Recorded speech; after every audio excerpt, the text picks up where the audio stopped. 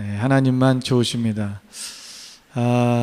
오늘 우리 봉독한 말씀을 가지고 부활의 능력을 경험하는 삶이라는 제목으로 같이 말씀을 나누기를 원합니다. 우리 지난 시간에 부활절을 맞이하면서 저희가 부활하신 이유가 무엇인지, 예수님께서 왜 부활하셨는가, 그 이유가 무엇인가 라는 것을 말씀을 통해서 같이 나눴습니다. 예수님께서 부활하신 이유는 예수님께서 우리의 주가 되시기 위해서, 또 우리 또한 예수님을 오직 우리의 주인 삼기 위해서 우리가 예수님께서 부활하셨다라고 그렇게 말씀을 드렸습니다. 그렇다면 오늘 우리가 이 부활하신 예수님, 그 부활의 능력이 뭐며 우리는 그 능력을 어떻게 경험하며 살 수 있을까라는 것을 오늘 말씀을 통해서 나누려고 합니다. 오늘 본문의 말씀은 사도 바울이 에베소 교인들을 향한 그의 중보의 기도입니다. 에베소 교인들을 위해서 그가 기도하는 내용이지요. 내가 너희들을 기도할 때마다 이렇게 기억하며 이렇게 기도한다라는 거예요. 그것이 오늘 17절부터 23절까지 내용에 나오는 기도의 내용입니다. 그런데 오늘 이 기도의 내용 중에서 우리가 오늘 이 기도의 내용이 도대체 에베소 교인들이 무엇을 알기를 원하는가, 에베소 교인들이 어떠한 삶 가운데 들어가기를 원하기 때문에 이 사도 바울이 이렇게 기도를 했는가를 오늘 이 말씀을 보면 20절 말씀부터가 굉장히 중요한 말씀입니다. 그의 능력이 그리스도 안에서 역사하사 죽은 자들 가운데서 다시 살리시고 하늘에서 자기의 오른편에 앉히사 그랬어요.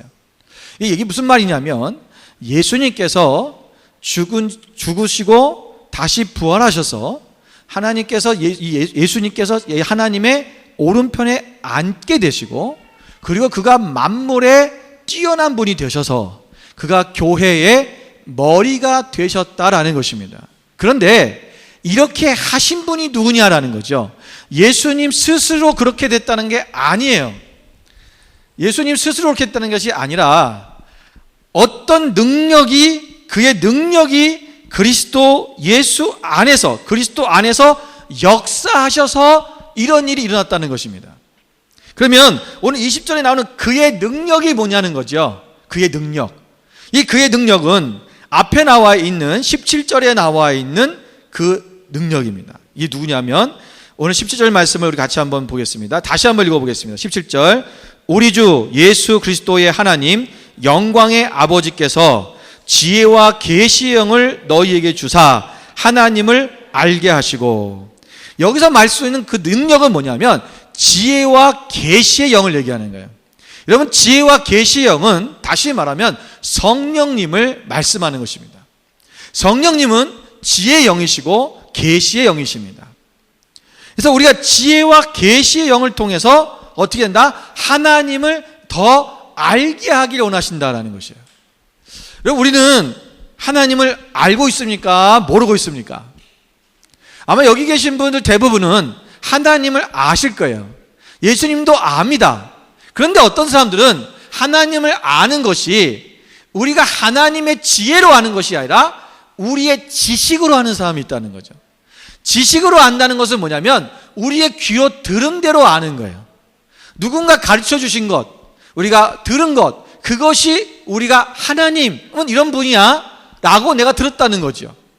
대부분 하나님이 어떤 분입니까? 라고 물어보면 여러분이 배운 대로, 또는 성경에서 여러분들이 배운 대로, 목사님이 가르쳐 주신 대로, 어떤 성경 공부한 대로 하나님은 이런 분입니다 라고 이야기할 것입니다. 그것은 뭐냐? 지식적으로 아는 하나님이에요. 내가 귀로 들은 하나님이라는 거죠. 우리가 하나님을 어떻게 알아는 것은 지혜의 영 대신 그 성령님을 통해서 지혜로 말미암아 하나님을 아는 거예요. 그래서 하나님이 어떤 분이신가를 우리가 더 깊이 알 수 있는 그 능력이 성령님께 있다는 것입니다. 고린도전서 2장 10절 말씀에 보면 이런 말씀이 있습니다. 오직 하나님이 성령으로 이것을 우리에게 보이셨으니 성령은 모든 것 하나님의 깊은 것까지도 통찰하시니라. 성령님께서는 이것을 우리에게 성령님께서 우리에게 보여주시고 계시하신다는 거예요. 보여주셨다. 우리가 보지 못하는 것을 보여주시는 거예요. 알게 하시는 것입니다. 또한 그 성령님은 통찰력이 있어서 하나님의 깊은 것까지도 아신다는 거죠. 그래서 성령님을 통해서만이 우리가 하나님의 깊으신 그 하나님의 마음, 하나님을 온전히 알 수 있다는 것입니다. 왜 그렇습니까? 성령님 그분 자신이 바로 하나님이시기 때문에 그렇습니다. 그러므로 우리는 성령님의 그 중재로 말미암아 우리가 하나님을 만나야 됩니다. 성령을 통해서 하나님을 체험해야 된다는 거예요. 경험해야 된다는 것입니다. 여러분, 다윗도 이스라엘 백성들에게 이렇게 말했습니다. 시편 34편 8절 말씀에 보면 너희는 여호와의 선하심을 맛보아 알지어다. 하나님은 선하십니다. 하나님은 God is good. 우리가 그래 버리면 하나님 도대체 뭐가 선한지 우리 지식적으로는 선한 분이라고 아는 거죠. 그런데 이 선하심을 맛보아 알아야 된다는 것입니다. 제가 호주에 와서 처음 경험해봤던 과일이 있습니다. 그게 뭐냐면 두리안입니다. 여러분, 두리안 먹어보셨습니까? 처음에 두리안을 저희가 그 코스타 집회를 할 때 어느 목사님이 강사님들 드린다고 이렇게 몇 개 사오셨어요. 그래서 같이 그걸 먹으라 그러는데 이미 먹어보셨던 분들은 와, 두리안을 누가 사왔다고 너무 좋아하시는 거예요. 그렇게 맛있는 과일이 없다는 거죠. 그리고 그 과일을 잘라놨는데 냄새가 너무 이게 뭐랄까요, 이 거리한 냄새 있잖아요. 우리가 좀 설교 시간에 말씀드리긴 그렇지만 하여튼 좀 어디서 나는 냄새 같은 냄새가 나요. 이 꼬리한 냄새가 나니까 도대체 이게 무슨 맛이 있을까? 그 맛이라는 게 냄새를 맡아서는 도대체 이게 무슨 맛인지 모르는 거죠. 냄새만 생각하면 이거는 맛이 없는 과일이죠. 그래서 한국에서 오신 강사님들이 어떤 분 손도 안 대더라고요. 그래서 아유, 저는 못 먹겠다고. 저도 이제 도대체 이걸 먹어야 될까 말이야. 그래서 저는 이제 좀 음식에 대해서 새로운 것을 트라이하는 좀 그런 기질이 있습니다. 그래서 먹어보자. 그러고는 이제 한쪽을 이제 먹어봤습니다. 너무 맛있는 거야. 지금은 없어서 못 먹습니다. 비싸서 못 먹지요. 여러분, 이 두리안을 우리가 그냥 겉으로만 보고 냄새만 맡은 것은 여러분, 그것은 실체를 모르는 거야. 이것을 맛을 봐야 실체를 아는 것입니다. 우리가 성령님도 하나님도 마찬가지인 거예요. 하나님을 우리가 맛보아 알아야 된다. 그 실체를 정확히 알아야 된다는 거예요. 내가 경험해 봐야 된다는 거죠. 그냥 누가 얘기하는 하나님, 그냥 남들이 얘기하는 그 하나님이 아니라 내가 실제적으로 경험하고 체험한 하나님을 만나야 된다는 것입니다. 여러분, 성령님을 통해서 그럼 우리가 여기 보니까 이 지혜와 계시의 영을 너에게 줘서 하나님을 알게 하시길 원한다. 그럼 우리는 어떤 하나님을 알게 되는 것이냐? 오늘 이 부활하신 예수님께서 이 부활의 이 능력으로 말미암아 부활하시고 하나님께서 예수님께서 교회의 머리가 되셨는데, 그렇다면 우리가 이 부활의 능력은 성령님의 능력이라는 거예요. 여러분, 예수님의 제자들도 부활하신 예수님을 만나고 나서 여러분들 그들의 삶이 완전히 바뀌질 못했습니다. 부활하신 예수님을 만나고 나서 너무 좋고 예수님께서 부활하셨다는 것 사실에 대해서 하나님이 정말 예수님께서 메시아라는 사실은 알았어요. 그분이 메시아라는 것에 대해서는 의심하지가 이제 않는 거예요. 전에는 예수님이 이제 메시아가 아닌 것 같은 거죠. 죽으셨으니까 끝났다. 그리고 그들은 다 자기 고향으로 돌아가려고 했고 자기의 본업으로 돌아가려고 했어요. 그런데 부활하신 예수님을 만나고 나니까 이분이야말로 정말 메시아이시구나, 우리의 구원자이시구나 하는 것을 알게는 됐어요. 그래서 그들은 도망가지 않았습니다. 다시 고향으로 간다는 얘기 하지 않았어요. 그리고는 있었는데 그들이 나가서 예수님을 증거할 수 있는 능력은 없었다는 거예요. 그건 언제입니까? 그들이 마가의 다락방에서 오순절날 성령의 세례를 받고 나서요. 성령님께서 그들 가운데 임하시자 그들에게 능력이 생겨서 그들이 그 하나님의 권능으로, 성령의 능력으로 나가서 복음을 외치고 예수가 우리의 구주심을, 너희가 죽인 예수가 바로 하나님의 아들이심을 그렇게 선포하며 나갈 수 있었다는 것입니다. 이게 뭐야? 이게 부활의 능력이에요. 여러분, 예수님의 제자들이 왜 예수님을 부인하고 떠났습니까? 왜 그들은 두려워 떨었습니까? 예수님이 이제는 눈에 보이지 않는다는 거죠. 눈에 보였던 예수님, 그 예수님이 앞에 계실 때는 예수님을 믿고 따라갈 수 있었는데 그분이 죽고 무덤 속에 들어가 보시고 나시니까 이제 그들은 두려움에 빠진 거예요. 왜? 눈에 보이지 않으니까. 여러분, 우리가 예수님을, 우리가 이 제자들처럼 우리가 이제 능력 있는 삶을 살아갈 수 있는 이유가 뭐냐면, 오늘 첫 번째가 뭐냐면 하나님께서 우리의 마음의 눈을 밝히셔서 그의 부르심의 소망이 무엇인지 알게 하시기 위한 것이다. 그러니까 우리가 그의 부르심의 소망이 무엇인지 아는 것, 이것이 먼저 우리 가운데 일어나야 우리가 하나님 앞에 이 부활의 능력으로 살아갈 수 있다는 것입니다. 성령님은 우리를 통해서 하나님이 우리를 부르신 소망이 무엇인지를 알게 하시는 거죠. 여러분, 그러려면 우리가 먼저 마음의 눈이 밝아져야 됩니다. 마음의 눈이 밝아지는 것은 영의 눈이 뜨인다는 거죠. 우리 영의 눈이 보여야 되는 거예요. 여러분, 욥기서에 보면 하나님께서 욥을 테스트하셨어요. 여러분, 이것은 사탄이 테스트한 거 아니라 욥이, 하나님께서 욥을 훈련시키시는 것입니다. 그러니까 욥이 여러분 의로운 사람이었죠. 그런데 여러분, 욥이 행하는 그 행동을 보면 욥의 의는 자기의 의예요. 그러니까 자기가 스스로 늘 정결케 하고 죄를 짓지 않을 노력하고, 그래서 나는 죄를 짓지 않았기 때문에 나는 의롭다라고 생각하는 거예요. 그래서 친구들이 와서 네가 뭔가 죄를 졌으니까 너에게 이런 일이 생기는 거 아니겠어? 라고 얘기할 때에 욥은 아주 극구 부인합니다. 나는 죄를 진 적이 없다.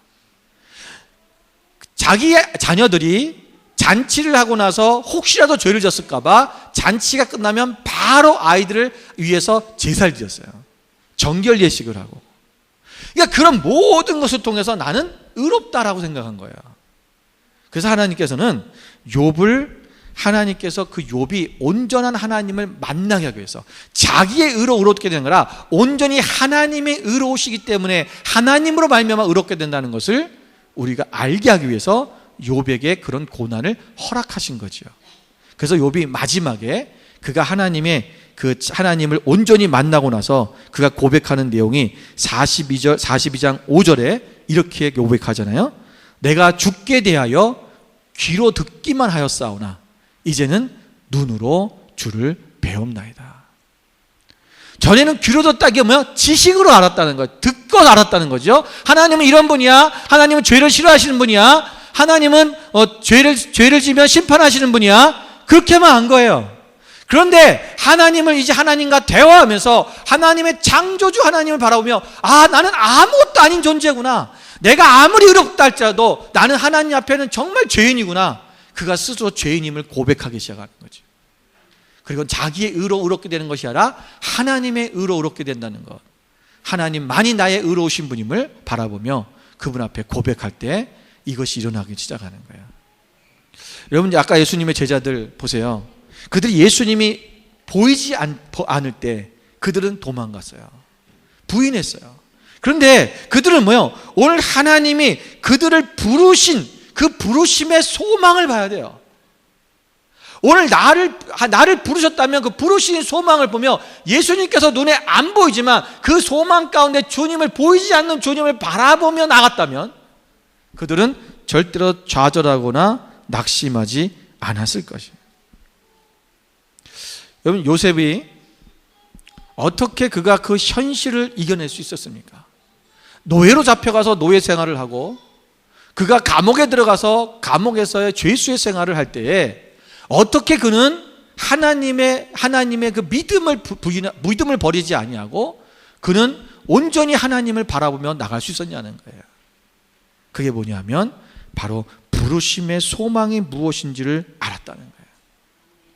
여러분, 요셉이 그 하나님께서 그에게 비전을 주셨죠. 꿈을 주셨어요. 네가 장차 너의 형제들과 너의 부모가 너를 향해서 절을 하는, 너는 그런 삶이 될 것이다. 꿈을 통해서 그걸 받은 거죠. 그러니까 그걸 보면서 하나님이 주신 꿈이에요. 하나님의 비전이라는 거예요. 그거를 보니까 오늘 나의 현실은 아무것도 보이지 않고 어두컴컴하고 앞이 보이지 않는 그런 곳에 있고 그런 환경이지만, 오늘 하나님께서 나에게 부르신 그 소망을 보니까 그 환경을 극복하고 가는 것이고, 그 환경 속에서, 상황 속에서도 믿음으로 하나님만 바라보고 쓸 수 있는 거야. 대부분의 사람들은요, 이걸 못 봐요. 그러니까 제자들처럼 주님이 죽고 나니까 그들은 다 끝났다, 포기해버리는 거예요. 절망해버리는 거예요. 여러분, 이스라엘 백성들이 애굽에서 나와서 광야를 지나갈 때, 여러분, 그들이 그 광야에서 나중에 광야에 그냥 다 죽게 되었어요. 여러분, 그들이 그 광야에서 죽게 된 이유가 뭡니까? 그들은 오직 광야에서 광야만 본 거예요. 현실만 본 거죠. 먹을 게 없어요. 물이 없어요. 우리는 안악자손 때문에 저 가나안 땅에 들어갈 수가 없어요. 앞에 놓인 현실과 상황만 보니까 그 너머에 계신 하나님의 부르심의 소망을 못 보는 거예요. 우리를 부르신 목적이 뭐냐? 그 비전이 뭐냐? 우리는 가나안 땅에 들어가는 거라는 거예요. 그런데 그것을 보지 못하고 오직 자신의 현실 앞에 놓여져 있는 환경만 보는 거지요. 그것을 보니까 뭐예요? 결국은 그들은 그곳에서 모세를 원망하고 하나님만을 원망하고 그러다가 광야에서 다 죽어갔습니다. 오직 하나님의 그 부르심의 소망을 보는 자들만 가나안 땅에 들어간 것입니다.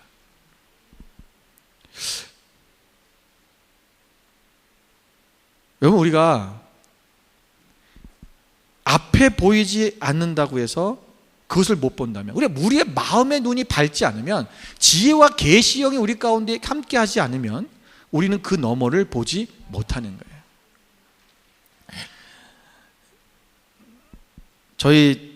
제 사무실에 책상에 일을 하는데 갑자기 막 개미들이 제 몸으로 막 기어 올라오는 거예요. 그래서 개미를 몇 마리 잡았어요. 근데 막 계속 개미가 어디선가 계속 나타나요. 이상하다. 어디서 어떻게 개미가 나타나지? 그러고 요즘 뭔가 뭐 지저분한가? 그러고 책상 정리 좀 하려고 정리를 좀 했어요. 정리를 하다 보니까 이쪽에 종이가 있는데 종이를 쫙 들었더니 글쎄 거기에 칩스 한 조각이, 아주 조그만 조각인데요, 칩스 한 조각이 딱 떨어져 있었는데 거기에 개미들이 바글바글 모여 있는 거야. 그래서 제가 그거를 이제 이렇게 백큐음을 갖다가 이렇게 빨아들여 갖고 이제 치웠지요. 이제 그러면 이제 개미들이 안 오겠지 생각을 했어요. 그런데 이렇게 일하고 있는데 그 자리로 개미들이 또 오는 거예요. 없는데, 칩스도 없는데 오는 거예요. 그러더니 얘네들이 그 칩스가 있던 그 자리에 와서 막 방황해요. 지금 당황스러운 거죠. 지금 분명히 있었는데, 어마어마하게 큰 게 하나 있었는데 지금 그게 없어진 거죠. 자기들의 보물이 없어진 거예요. 그러더니 어떤 개미는 막 주변을 막 헤매더라고요. 그러더니 다른 데 이렇게 찾아가더라고요. 근데 한 개미가 딱 그 자리에 딱 오더니 거기를 한 바퀴를 돌리고 찾더니 계속 거기를 오더니 갑자기 얘가 거기서 멈춰서 버렸어요. 그리고 가만히 있는 거예요. 제가 뭘 하나, 죽은 줄 알았어요. 나는 얘가 뭘 하나 이렇게 쳐다봤죠. 그랬더니 완전히 이 표정이, 제가 얼굴은 안 보이지만 표정이 그런 것 같아. 낙심이 돼가지고 이러고 있는 모습인 거예요. 제 느낌에. 얼굴은 안 보입니다. 그래서 얘가 진짜 몸이, 왜냐면 몸이 이렇게 약간 구부러져 있는 거예요. 구부러져. 죽은 것처럼. 전 죽은 줄 알았어요. 그래갖고 얘가 되게 내가 낙심이 됐나 보다. 그리고 이제 죽었나 그러고 이게 바람을 이렇게 후 불어봤더니 막 움직이더라고요. 그러고 갔어요. 그러더니 또 한 마리가 몇 마리가 또 와요. 그러더니 또 한 마리가 여기 오더니 또 멈춰갖고 아까 걔랑 똑같이 그런 자세로 갑자기 그 자리에 멈춰가지고 움직이지도 않고 이러고 있는 거야. 절망한 거죠. 이제 없다는 거예요. 끝났다는 거죠. 자기 양식이 끝났다는 거예요. 여러분, 다른 개미들처럼 다른 데 찾아가야죠. 또 어딘가 있겠죠. 얘가 어디 갔을까? 아니면 더 가서 열심히 일하러 가야 되는데 얘는 막 몇 마리가 그래요. 계속. 그래서 제가 여기를 안 되겠다 싶어 나중에 이 물티슈로 팍팍, 왜냐하면 기름이 아마 이게 묻어 있어서 그 냄새 맡고 오는 것 같은 거예요. 그래서 이제 팍팍 문질러 놨거든요. 그런데도 또 오더라고요. 지금 뭔가 대책을 세워야 돼요. 제 방에 지금 개미가 계속 있어. 제가 앉아있으면요 제 몸에 계속 타고 올라와서 이게 청소를 하고 하는데도 계속 올라와요. 이 개미약을 지금 누턴지해야 되는데, 제가 그 개미를 보면서 그런 거죠. 얘가 지금 자기 이 개미들은 다 더듬이로 이렇게 해서 촉각을 하는 거잖아요. 그 너머에 어떤 다른 양식이 있든 그 소망을 봐야 되는데 그걸 못 보고 그냥 지금 당장에 있는 게 없어졌다고 그 낙심이 돼가지고 절망 가운데 빠져서 죽은 놈처럼 거기서 그 자리에 머물러 있는 거예요. 여러분, 혹시 우리가 그렇게 하고 있지는 않느냐는 거죠.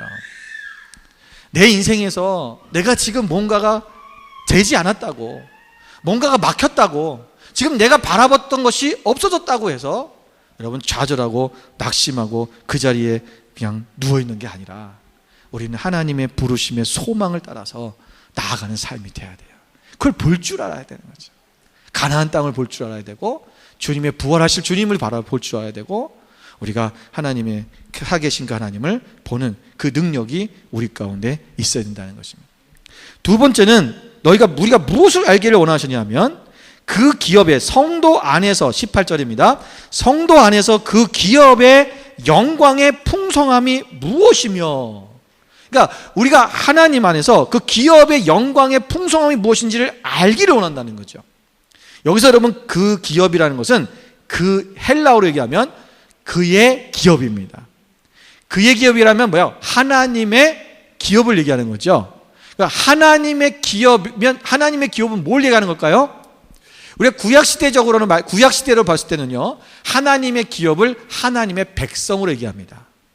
그러니까 그의 기업의 영광, 하나님의 백성의 영광의 풍성함이에요. 그러니까 무슨 말이냐면 하나님의 백성에게는 하나님의 놀라운 영광의 풍성함을 부어준다는 거예요.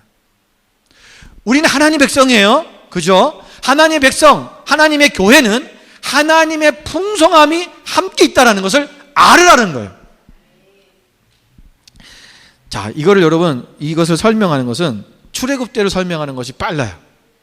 여러분, 출애굽 1세대들이 다 광야에서 죽었습니다. 왜 광야에서 죽었습니까? 그거에 우리가 최종적인 그 원인이 뭐냐면, 그들이 가나안 땅을 정탐하러 갔는데 정탐꾼 12명이 가서 10명이 얘기했던 그 10명의 얘기를 듣고 그것 때문에 하나님을 원망하고 낙심했던 것 때문에 그런 거죠. 그래서 하나님이 너희들은 다 광야 가나안 땅에 못 들어간다 말씀하셨어요. 그들은 정탐꾼들의 얘기를 들었습니다. 정탐꾼들은 뭐야? 10명의 정탐꾼은 그곳엔 안악자손이 있습니다. 거인자손이 있는데 우리는 그들에 비하면 메뚜기와 같습니다. 우린 절대로 이길 수가 없습니다. 우린 다 죽었다는 거죠. 우리가 광야에서 죽었으면 좋을 뻔했는데, 우리가 진작에 저기서 죽었으면 좋을 뻔했는데 여기까지 왔다고 그렇게 통곡하고 원망하고 좌절했어요. 여러분, 그들은 지금 무엇을 못 본 거예요?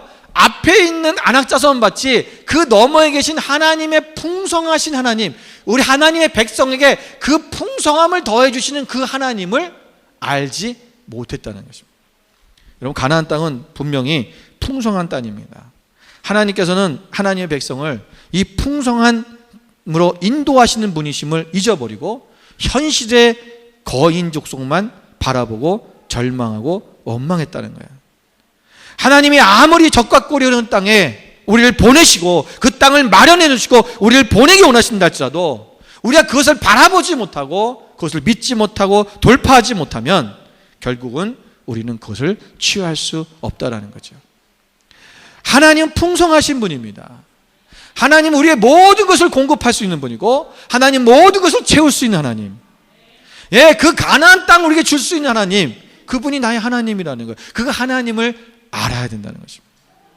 여러분, 우리가 세상을 살아가면서 우리 인생 가운데 여러분 무엇 때문에 가장 많이 좌절하십니까? 우리가 가장 많이 어쩌면 우리 인생에서 90% 이상을 차지하고 있는, 우리를 좌절케 만드는 게 뭐예요? 돈이죠. 돈. 우리의 부족한 돈. 돈이 없어서 내가 하고 싶은 거를 못하는 것 때문에, 돈만 있으면 내가 이 고생을 안 하는데, 여러분, 돈 때문에 우리는 좌절하잖아요. 근데 여러분, 하나님은 우리의 모든 필요를 채울 수 있는 풍성하신 하나님인 것을 잊으면 안 됩니다. 빌립보서 4장 19절 말씀해 보면, 나의 하나님이 그리스도 예수 안에서 영광 가운데 그 풍성한 대로 너희 모든 쓸 것을 채우시리라. 하나님께서 풍성한 대로 너희 그 풍성한 대로 너희 모든 쓸 것을 채우시는 분, 그분이 바로 우리의 하나님이라는 거예요. 사람은 물질이 필요해서 하나님 이 물질을 이만큼 주세요, 나에게 이런 물질을 주세요, 이만큼 달라고 기도하면 하나님이 그 물질을 주시잖아요. 그러면 그것에 감사하지 못해요. 그리고는 또 더 많이 달라고 그러죠. 하나님 조금만 더 있으면 좋을 텐데, 조금만, 그 조금 더 주시면, 좀 더 주시면 좋을 텐데. 우리의 욕심은 한도 끝도 없어요. 여러분, 우리가 풍성함을 누리는 것은 만족함이에요. 여러분, 만족한 사람에게는요 이미 그것이 풍성함이죠. 여러분, 여기에 아무리 여러분 빵을, 만약 여러분한테 여기다가 빵을 수천 개의 빵을 쌓아놓고 먹으라고 해보세요. 여러분, 그게 여러분 마음, 와 행복해 이러십니까? 순간 우린 다 그럴 거야. 질려, 느끼해, 순간 느끼하죠. 저걸 누가 다 먹어? 우리가 만족감이 없는 거야. 아무리 많아도 만족감이 없는 거면 그건 아무 소용이 없어요. 그냥 내 배를 부를 만한, 만족할 만한 그 정도의 빵 몇 개만 있으면 우리는 행복한 거죠. 그게 풍성함이에요. 풍성함을 누릴 줄도 알아야 돼요. 여러분, 내가 살 집 하나 있으면 감사하세요. 그래서 사람들이 보면요, 집 한 채 딱 사는 게 소원이에요. 그래서 집 사시라고 해서 저도 집 사세요. 여러분, 집 사세요. 집 있어야 돼요. 여러분, 살려면 집이 있어야죠. 그런데 집 한 채 딱 사고 나면 그 다음부터는 욕심이 생기기 시작해요. 내가 투자해야 되는데. 집 한 번 사보니까 이게 쉽거든. 해보니까 되거든. 한 채 더 사서 렌트 주고 그러면 이것도 빚 갚고 대출 갚고 그러면 저 집이 하나 또 생기는 거 아니야?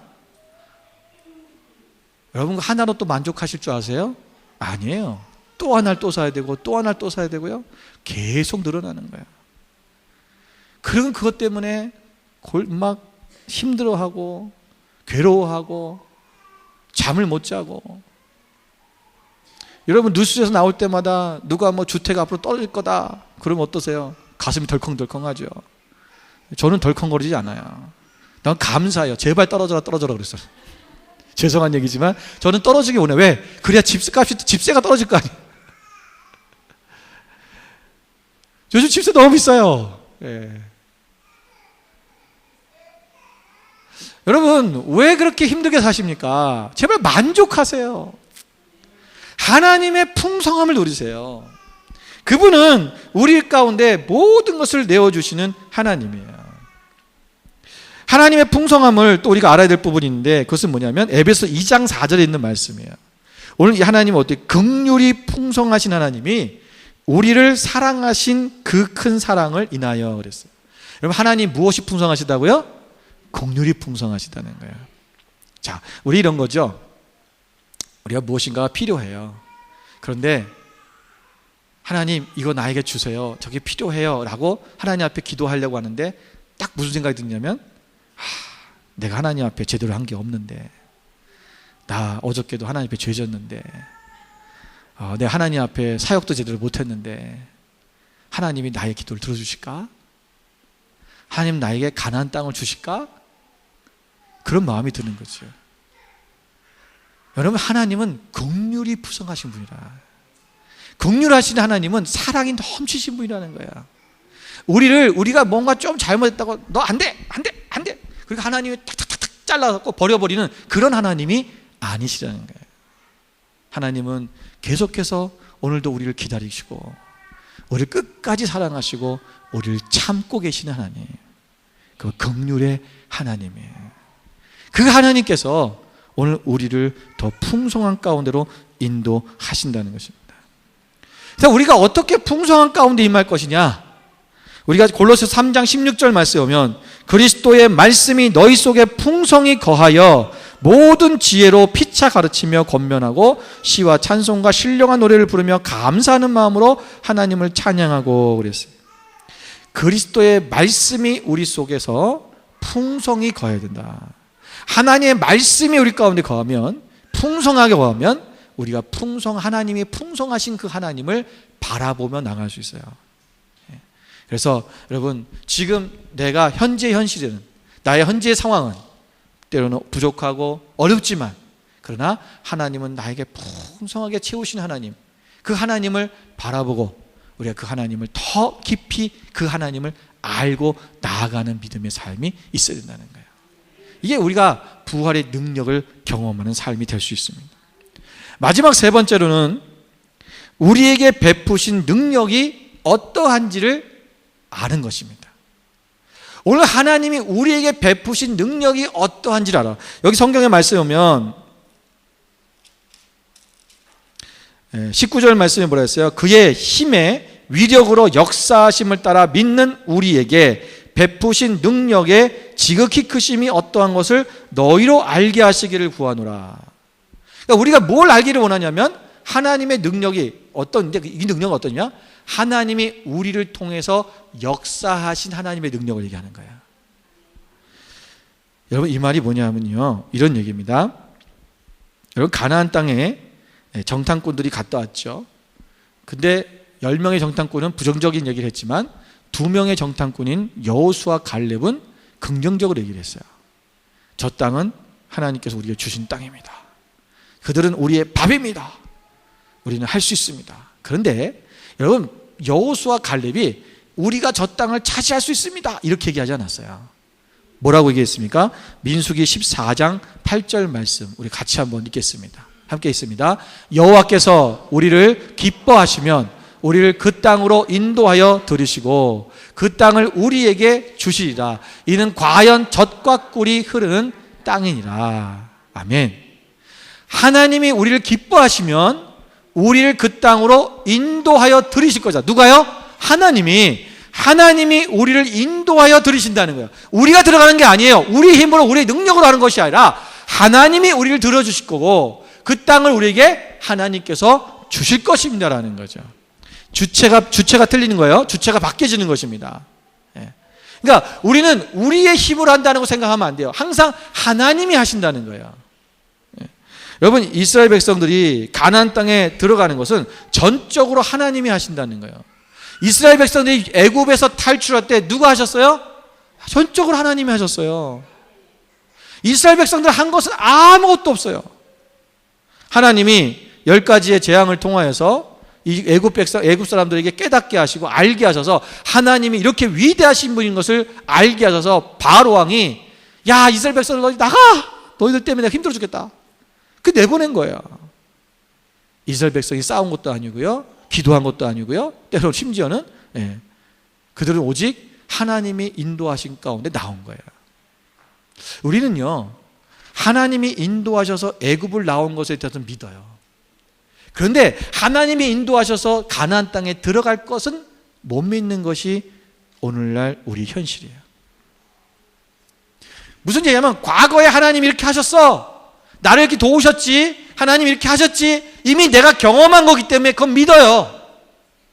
그런데 앞으로 되어질 일에 대해서 내가 지금 눈에 보이지 않는 지금 그 환경에 대한 부분에서는 하나님께서 하실 거라고 하는 믿음이 생기지 않는다는 게 문제예요. 하나님이 출애굽시키셨다면 하나님께서 가나안 땅에도 들어가게 하실 거예요. 오늘 하나님께서 여러분을 이 땅에 보내셨다면 여러분, 하나님께서 여러분을 이 땅에서 여러분 하나님의 뜻을 이룰 수 있도록 허락하실 거예요. 요즘 지난 주간에 정부에서 이민법들이 여러 가지가 튀어나왔죠. 457을 폐지하고 많은 기술 쪽들이 폐지가 됐고, 어떤 대부분 많은 것들은 또 영주권을 못 주게끔 막아놨고, 4년 동안 여기서 일만 하고 영주권을 안 준다는 거예요. 그럼 그것도 폐지나 마찬가지예요. 그럼 누가 여기 있어요? 영주권 받으려고 457 받는 거지. 그거 다 떠나는 거예요. 벌써 지금 다들 비자 빼고 떠나는 사람들이 많아졌어요. 시민권도 이제는 굉장히 어려워졌죠. 어렵게 받겠다. 많은 사람들이 그것 때문에 막 진지하게 할 걸 힘들어 막 난리 났죠. 여러분, 다 하게 돼 있어요. 걱정하지 마세요. 예. 바뀌면 바뀌는 대로 또 다 할 수 있게 하나님이 하실 거예요. 두려워하지 마세요. 예. 하나님의 뜻이 계신다면 하나님께서 이루시는 거예요. 예. 우리는 늘 과거는 인정하는데 미래를 못 믿어요. 그 하나님은 과거에만 계신 분입니까? 아니면 하나님은 우리 현재에만 계신 분입니까? 아니요. 미래에 하나님께서 이미 가셔서 모든 것을 앞서가셔서 우리를 위해서 일하고 계신 분이 하나님이에요. 예. 우리 눈에는 안 보이죠. 우리가 어떻게 하지?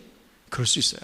그러나 여러분 오늘 하나님 앞에 나아가는, 여러분 사도 바울도 로마서 15장 18절 말씀에 이렇게 얘기하고 있습니다. 그리스도께서 이방인들을 순종하게 하기 위하여 나를 통하여 역사하신 것 외에는 내가 감히 말하지 아니하노라. 내가 한 것에 대해서 말한다는 게 아니에요. 나는 오직 하나님께서 나를 통하여 역사하신 것만 얘기하겠다는 거예요.